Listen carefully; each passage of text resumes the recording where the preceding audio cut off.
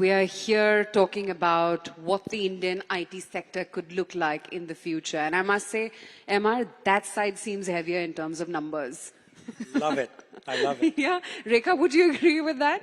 Is TCS number one or is it Accenture? We're not in competition like this. We're all helping the IT industry grow. So, but globally, Accenture is $50 billion, and we're saying that we will grow double digits. In fact, 22% plus is our estimate for this year. And in terms of numbers, I know numbers were quoted. We are about 700,000 people globally. That's seven. And in India itself, we're about 300,000 people. So it's a large presence in India. A huge round of applause. The Indian IT sector per se is way larger than the world's second largest company by market cap, that's Saudi Aramco. Prativa, am I getting the numbers right? Yeah, I mean, as far as we in Adobe are concerned, our motto is changing the world through digital experiences. And whatever is happening in the world right now, we are absolutely in the center of that. So all our great partners, TCS and Accenture, are working along with us to get this transformation on. Yes, and the numbers are on India's side right now. But okay, let's backtrack a little bit. Because back in the day, Indian IT used to be call centers, BPOs. From there to the journey now with SaaS, fintechs, India being the IT cloud kitchen for the world, if I can call it that. Where have we reached and where are we set to reach in future? Prativa. Yeah, I don't think India is any more the hands and feet of IT. It is the brain of IT, right? I think that we all should be very, proud of. Our own example, 1/3 of our product innovation, product teams are in India. So they are the thinkers, they are the architects of all those wonderful Photoshop and illustrators that you see. So very proud that the shift to India is, the brain has shifted. Every other company, the services companies are also proving that. And that's another reason why you see in the last unicorn boom, lot of it were SaaS companies and IT companies, which wasn't happening. So all of these are clear indications that we are here. Can I add to that? Sure, sure. So wearing my hat as the chair for NASSCOM, which represents all the technology industry, we have seen the shift happen quite some years ago. So it's a misnomer to say that we were a call center low-end industry. That shift has been happening. But in the last few years, it's been a dramatic pivoting. And whether it is, the numbers quoted are just phenomenal. The Indian IT industry is now $227 billion, growing at double digit, growing broadly across all sectors. And we've all seen the headline numbers of unicorns. But more important than that, I mean, I'm not taking away from that, which is a lot of tech innovation. There's a lot of innovative work being done out of India. We just look at the number of patents being filed out of India now. We need to be very proud of that fact. Emma, I know you're in minority right now, but from your fisheye lens, considering that you spearhead Indiaspora, what is your view on how the Silicon Valley matches up with India, or India matches up with the Silicon Valley? Yeah, I started again with NASSCOM about 12 years ago with the NASSCOM product Conclave. And when the first time we had it, there were 200 or 300 entrepreneurs. Fast forward 10 years, 2,500 entrepreneurs. So I know the train is moving in the right direction, and it's moving away from services in a sense. And that's good to see. But on the other hand, at the same time, I think the companies that have started in India that I've observed to date have been more like, let's bring an American model or Silicon Valley model to India and kind of make that model happen here.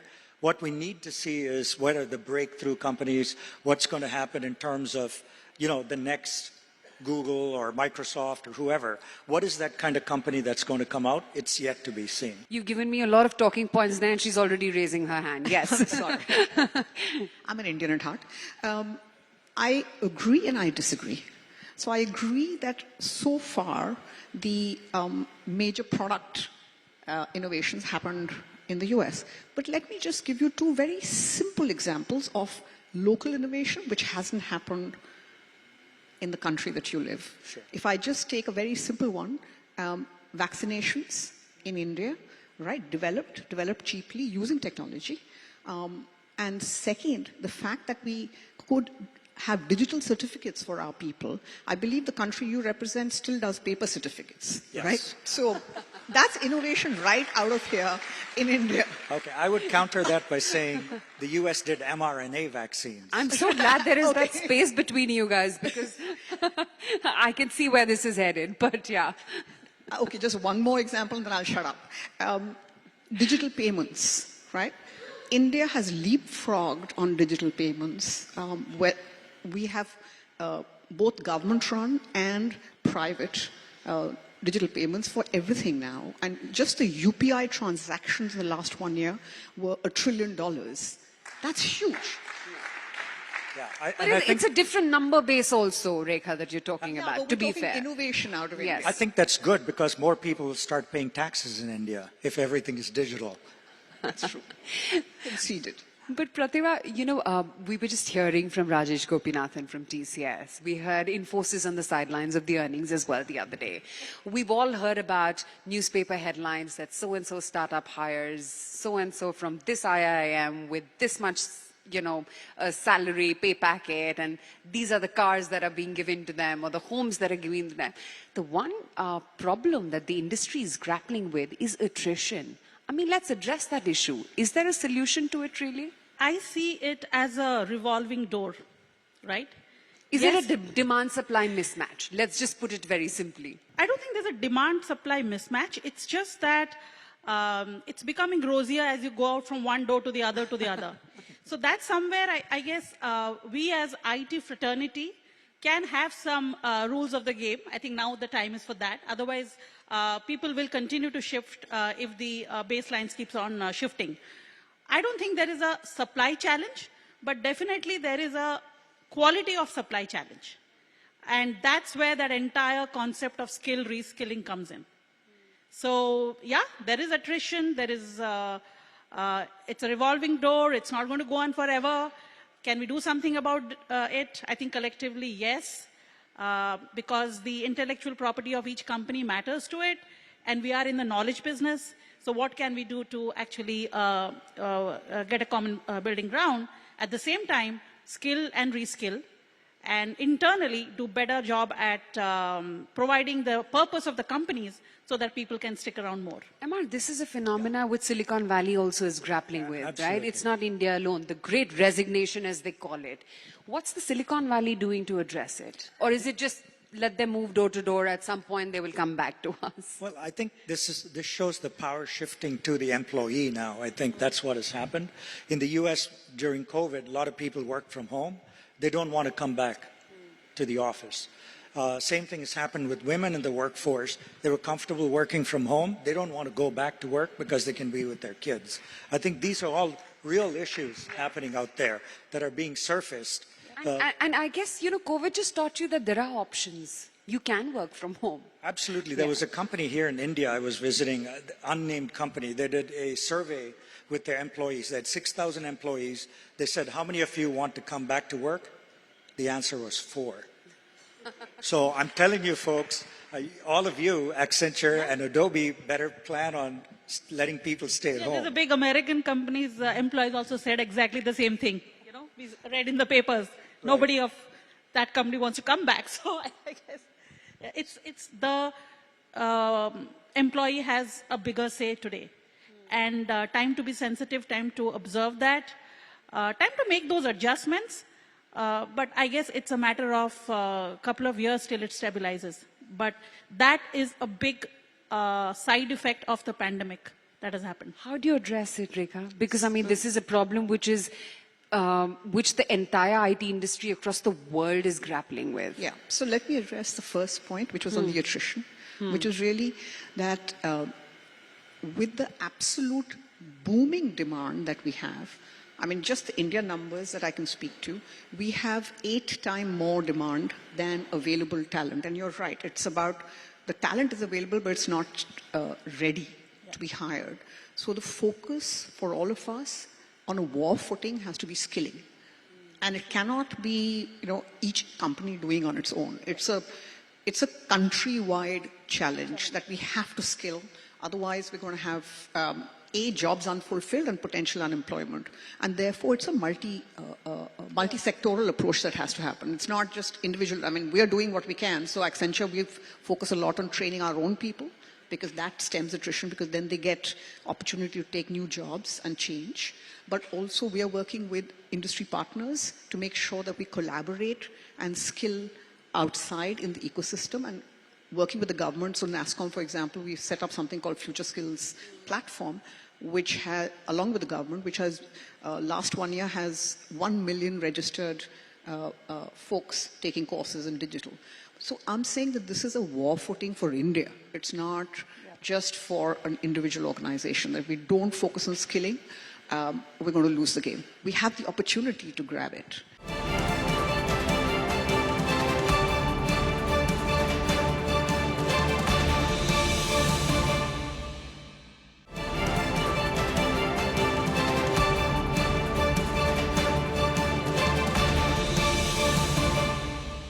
MR, with great resignation is also coming great migration. Some of our best minds don't want to work in India, but they want to go to Silicon Valley and work. Yeah, so what's happened, and we've been noticing this because Indiaspora is a bridge between the US and India. Over the past few years, we've noticed so many SaaS companies who sell to the Western markets move the headquarters, CEOs moving to the US. And in fact, about 2 months ago, or a month ago, when COVID opened up again, the travel ban was gone. Literally in 1 week, there were 75 Indian SaaS CEOs in Silicon Valley visiting from India and wanting to move to the US. So that is definitely happening in one sense. The second wave we've noticed, I was in Dubai. We'd taken a delegation in December to Dubai for the World Expo and to meet leaders. The whole crypto segment of India, we met them all there, and they all have golden visas. And so they're moving over there. So I think this is a troubling sign a little bit for India, in that why are these companies and this talent moving away when things in India are pretty good? So that's something that the country needs to address. How can it be addressed? I'm not the Prime Minister, but yes, I can tell you, no, the way... Don't worry, I'm not playing any rapid fire with you. But yeah. No, so you're right. We've had movement outside, and there have been 2 reasons for it. One is to be closer to the customer, because a lot of these companies are serving customers outside of India, so it makes it easier. Some of it is to do with the way our taxes are set up, our tax structure, so it makes it easier for some of the startups to operate outside, which is why we've seen some of the startups move out, and we are working with the ministries to make it easier for them to continue being here. And having said that, in a way, it works both ways, because just as some of the diaspora, some of the talent moves out, we're also seeing a lot of in-migration of talent. And to the point that everything is virtual, we can now tap into the best of the brains anywhere in the world. It doesn't have to be based out of India. I mean, if I just look at what we're doing, so if we, in our labs, for example, which is one of the 3 innovation labs globally, is here in India for us in Accenture, it's a cross-functional team across Palo Alto and France and India that works together. So you can tap into the best brains, and digital has enabled that. So we need to look at that as an opportunity that we can use, rather than a physical, where are they based out of? Prativa, the other thing also is, we talk about startups, but a lot of startups, like MR was saying, were Me Too's. A lot of these models are businesses which have already been very, very successful in the United States or the other, Western countries of the world. They're replicating their model, and sure, it's becoming a success. But I want to understand from you, where do you think disruption and new disruption and innovation for the Indian IT sector could come in from? Yeah, I think, first of all, I don't think all the startups that are here, those ideas were already there somewhere, because lot of the startups here who are touching the billion-plus population were startups for scale. And many of the startups in US and UK, China for that matter, China, of course, again, for scales. But the startups in US and all were pretty much centered around some tech boom and all. Here, it's a lot of startups around consumer boom. That's why, our food techs, our health tech, our all the other kinds of stuff have happened because of the reach. And yes, demographic dividend, and now you have democratic dividend. So those are at play. So first, number one, our startups are not necessarily mirroring what others have done. A lot of newness has happened from this country. I mean, UPI is the best, the super best example of the world, right? Now, and for that matter, Infosys, TCS were startups few years back, let me tell you, right? So the IT boom was startups 40 years back. Why? I think America missed. America did a lot of stuff in the product side, but the services IT was startups of India. And even the startups of today are. Now, where is the next new disruption?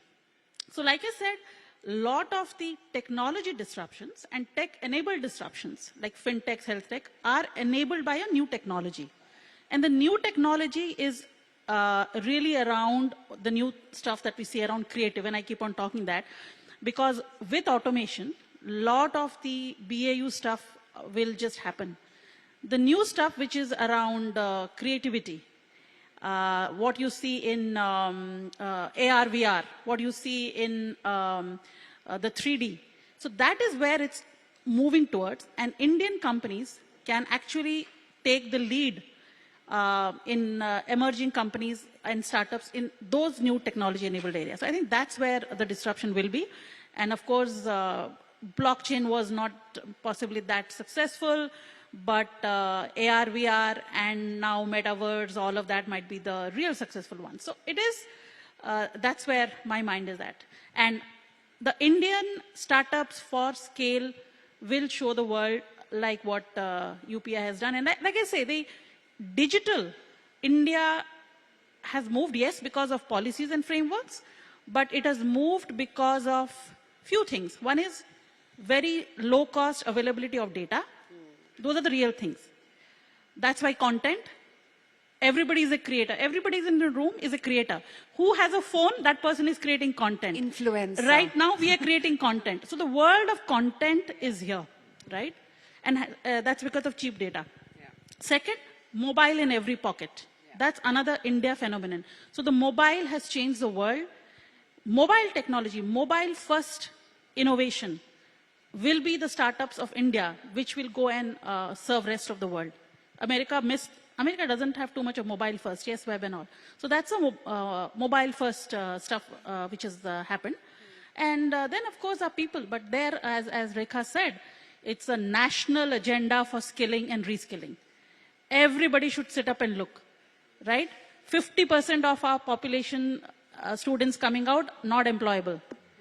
50% of our people in existing organizations will not be relevant. It's a big, big problem staring at us. I think that's where I would talk about what we should focus on. Rekha, the $5 trillion economy dream, can 1 trillion easily come for Indian IT, and can we even beat that? Why stop at 1 trillion? That's the goal. So yes, we are saying we can meet the $1 trillion economy. 1 trillion digital contribution. Given some few things have to be put in place, because without that, it can remain a pipe dream. Right, and we're working with the government on that. There are certain policies, for example, that have to be put in place, whether it's data security, whether it's privacy laws that we need to have in India, so that we can do more work out of India. The second big one, I'm sorry to sound like a stuck record, but it is going to have to be skilling. Can we get enough talent to build that? So yes, highly doable. I think this is where the diaspora can help. Yeah. Because there's so many of us in Silicon Valley and other parts of the world that are used to doing this kind of stuff. So I think I see for good collaboration as one of the success factors if India indeed is to hit that $1 trillion contribution. I think we need to have, for example, one layer is missing or seems to be missing in Indian companies based here is the product management level. There are lots and lots and lots of talent in the Indian diaspora at the middle level of management. I think here maybe we have great founders and great coders, but I think the middle part of the stack is where I think if you manage to get people to come back, or like you said, in the virtual world, you can have an office. It would be great to see if Indian companies set up offices in Silicon Valley to tap into the talent, as opposed to forcing them to move back or moving the headquarters to Silicon Valley. I think that is a model that needs to be examined, is why can't the next 100 startups actually open a development office in the US? something worth Does thinking. that bridge really, I mean, is that bridge really needed? Do Indian companies have to sort of tap on to Silicon Valley to become bigger? Yes and no. So, now it's no longer about an organization working in its own silo and growing, saying you have to collaborate. Ecosystem partnership, like Adobe and Accenture, we partner all the time. You have to partner within the ecosystem and outside of it. And because it's all digital, virtual is possible. So we're going to have to do that if you're going to tap into the best that's available. So why do we have to think that it has to be only here and only one organization doing it? If we just change our thinking a little bit and say it's a global collaboration, absolutely. So Prativa, maybe next time we're going to meet in the metaverse and have this conversation. You better create your avatar. I've done mine. I'm already working on it after meeting Randy yesterday. No, absolutely, absolutely. I think those are very much, but I go back to Rekha's point that all that dream of trillion and all, we have some fundamental issues. Today, yes, on NASSCOM, we have all these organizations. We have put in our skills. We have a lot of creativity skills available for the students and teachers to go and take. But the consumption, how do we force students? How do we get them to? So those are the core issues. Those are the grassroots issues, right? Teaching as a profession has to evolve. People need to feel proud of being teachers, and then they give it to the students. And the teachers themselves has to evolve to take up digital skills, creativity skills, skills of the future. Everybody cannot be an engineer and create those products. Those product is a design principle. It is not coding. So that shift is fundamental to our country right now. And that is why our education policy, the national education policy, is laying a lot of stress on the softer skills. That's something, again, very, very fundamental. What are we doing about it? It's becoming part of curriculum now. Earlier you had physics, science, chemistry, social studies, XYZ. Now creativity, critical thinking, all of that is important. So yes, Silicon Valley and Indus Valley, as we call it now, India. So those collaborations are great, but bottom of the pyramid, we as IT companies are providing a lot of collective technology, digital enablement, but we need that absorption to happen. So the list has gone beyond doctors, engineers from India? Absolutely. I think the secret talent we haven't talked about here, I'm surprised, with 3 ladies on this panel, is I think to get to the $1 trillion economy or contribution, we need to have more women in IT. Of course. Just let me give you the numbers. So I agree with you. But IT industry has been a shining example, actually, of employing women. So Accenture in India, we have 47% of our population is women, top down. And the Times Network as well. Right, and IT industry overall, which employs about 50 lakh people in India, 36% is women. So it's a good number. And yes, but I agree. We have to tap into the rest of the population. Okay, ladies, MR, all of you, thank you so much. I think the vision is looking extremely bright for that $5 trillion economy goal put forth by the Prime Minister. $1 trillion is what our experts believe is going to come in from IT. Thank you so much.